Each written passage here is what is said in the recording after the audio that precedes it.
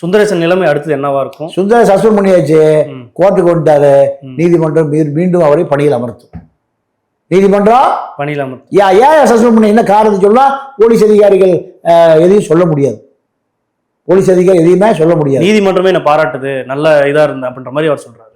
நீதிமன்றம் மீண்டும் அவருக்கு பணி கொடுக்கும். நீதிமன்றம் ஒன்றும் காக்கி சட்டை இல்லை. நீதியரசர்கள் கண்டிப்பாக மீண்டும் யாருக்கு பணி கிடைக்கும்?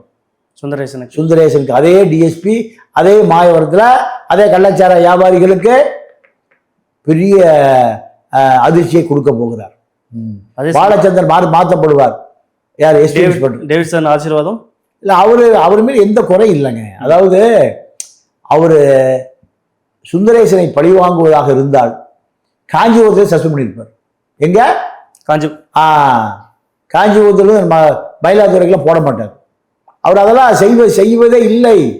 அதிமுக ஆட்சியில் இவர்கள் தான் உளவுத்துறைக்கு இருந்தாங்க. திமுக ஆட்சியிலே அவருக்கு தான் உளவுத்துறையா. எந்த அரசாங்கம் இருந்தாலும் வேலை செய்வாங்க. ரியல் எஸ்டேட் பண்ண மாட்டாங்கன்னு எடப்பாடிக்கும் தெரியும், ஸ்டாலினுக்கும் தெரியும்.